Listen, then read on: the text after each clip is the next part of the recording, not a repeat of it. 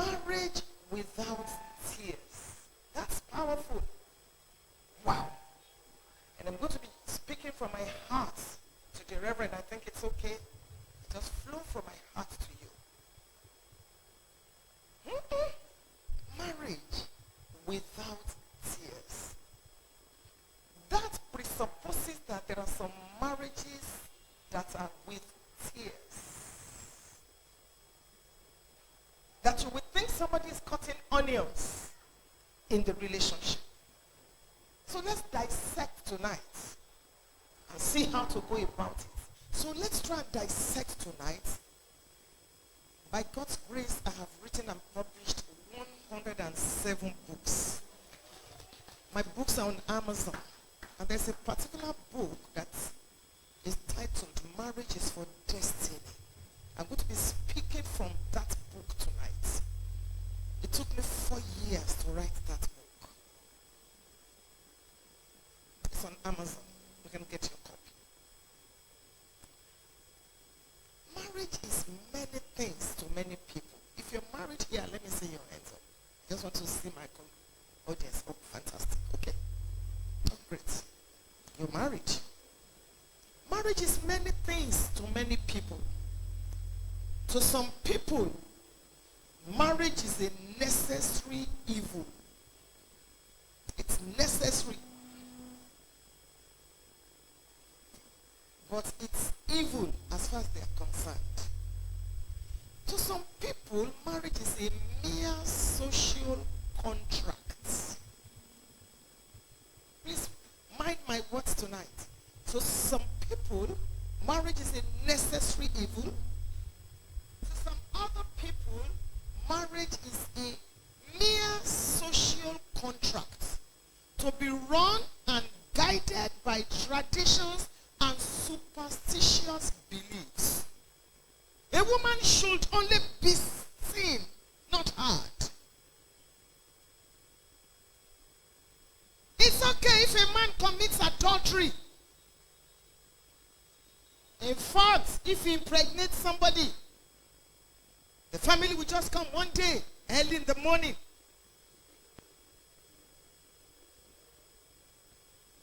And they will call, Mama, sit down. Somebody's something cannot become two. And you will be angry. If your husband cannot talk to you, we can talk to you. He made a mistake. And there's nobody above mistake, okay? Oh yeah, you two, kneel down. And they will carry their hand. You've been married for 15 years. The labor is too much.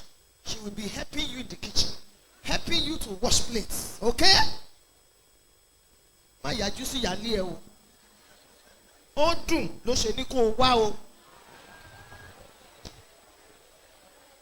Superstitions and traditions. Superstitions and traditions.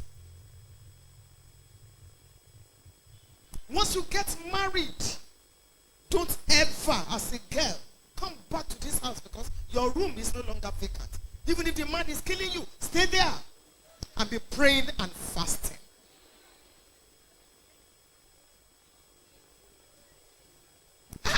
You are 30 and you are not yet married. You need deliverance. Every spiritual husband, come out. Rubbish. The entire universe runs on laws. When God created the planet Earth, he put laws in place as his modus operandi. And he gave us brain. Each of us has a minimum of 10 billion, I didn't say million, cells in our brains. Some have 14. So as a human being, you have between 10 and 14 billion cells in your brain. You know why? So that you will not be disturbing God. So that you can think and live your life. There are things you don't need to pray or fast about. You only need to think. of the laws, there are many laws that govern the universe. One of the laws is the law of learning, the law of education. And the first characteristic of that law is repetition. You came into church this evening, you sat down. The reason you were able to sit down is because you have sat down before.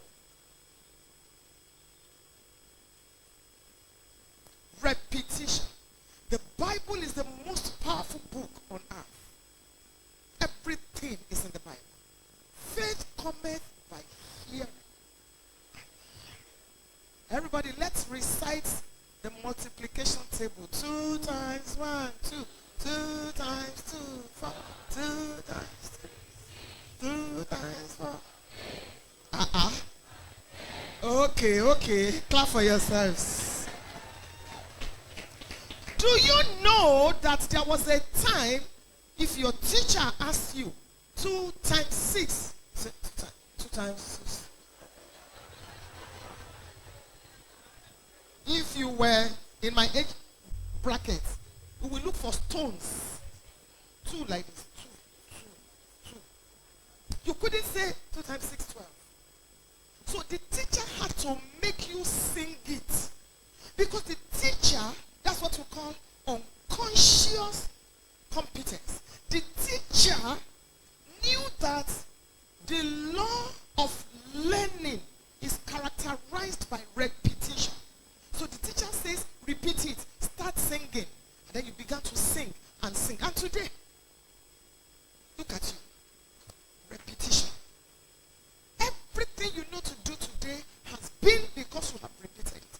When your baby, when your baby was young and the baby was trying to walk, the baby fell down. You say, oh, you know you're going to be a king tomorrow. You know you're a prince. Don't stand up, don't stand up. No.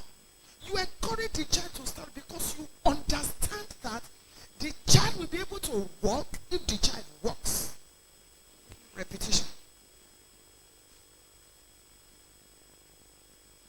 The law of gravity says, you jump up, you must come down. It is the law. There's no devil. Satan, Jesus name, I will not come down as I'm jumping. Lie. Whether you are a Muslim or you are a Christian, whether you are poor, because laws are absolute. Laws are universal. Laws are impersonal. I went into all this to say that the reason why a lot of us have beliefs, certain beliefs about marriage, is because of repetition. We've seen it modeled to us. So as I was growing up, my mother will bring water for my father to drink, and my mother will kneel down while my father will be drinking. A fellow human being kneeling down to give you water, and the water not choke you. The water not choke you. Are you the drinker? Because of culture, tradition, and superstition.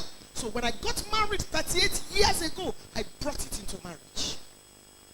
Every morning I must kneel down to greet my husband. Even when he travels, when telephone came on the telephone, I will sit down to greet him. And I thought that was submission. Listen to the next statement I'm about to make. The illiterates of the 21st century are not the people that cannot read or write. They are the people that cannot unlearn.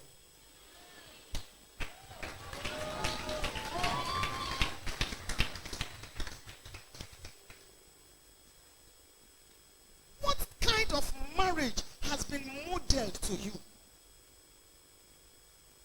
Because sometimes what we see is not Bible, it is culture. The woman should submit. Some will even quote Paul that was never married. If Paul were to rewrite the Bible now, there are certain things he will not put there. Because the times have changed. Hebrews chapter 1 and verse number 1. God, who at sundry times used to, this is how he does it now. Principles don't change, but methods change. And if you refuse to change, you will be changed. For the illiterates of the 21st century are not the people that cannot read or write, but the people that cannot unlearn and relearn.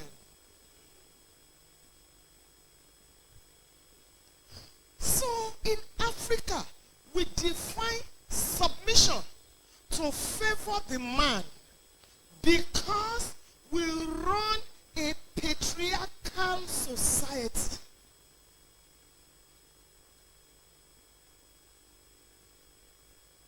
And the same men that are in the society are in charge of politics. So they make policies that favor patriarchs. The same men are the majority in ministry and church. So you go to some churches and they say, a woman must cover her head. Ebori, ebori, ebori. While prayer is going, you are not, did you, while prayer is going on? How did you see me as ebori? The woman is nothing. I'm talking about how marriages are run. In ministry, the woman is nothing. Even in a nation like Nigeria, women are begging, give us 35%. There was nothing Hillary Clinton could have done at that time that would have made her the president of America. We run a patriarchal society. It's been on for years. It took us years and years to get here. So, it will take us years to get out. But some of us are leading a vanguard. Some men are leading a vanguard. Some women are leading a vanguard that, look, no child is inferior to another. No child. And this is how we start it. When a woman gives birth, the first question is, what did he born? What did she born? When you ask me that silly question, I always reply, Omo. Kilobi. Shide.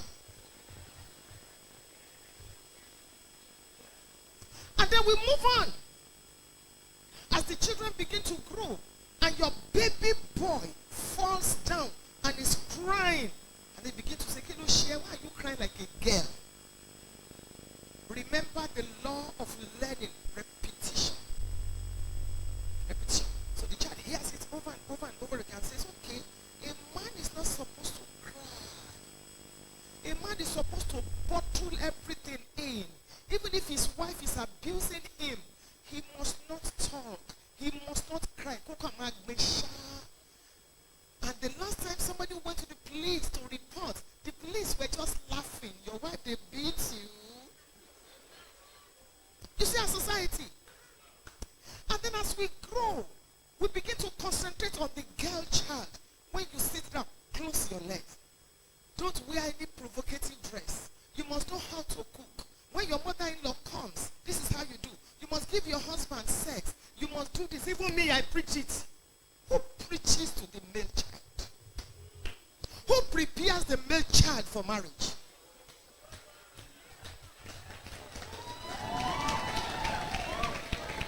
So, the male child grows up. He notices that daddy or the male figure is always in charge in church and ministry.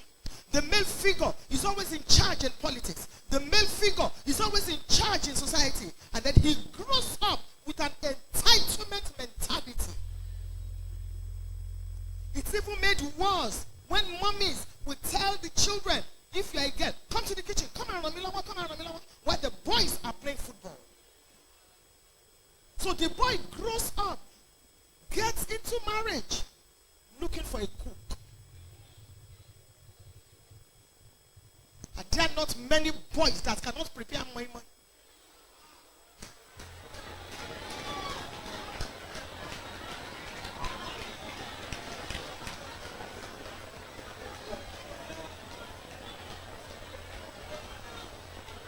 I love your reactions. Marriage without tears. I don't want to come to Obomasho, Tabernacle of Power, and then I begin to talk about the symptoms, the effects, without looking at the cause. How did we get here?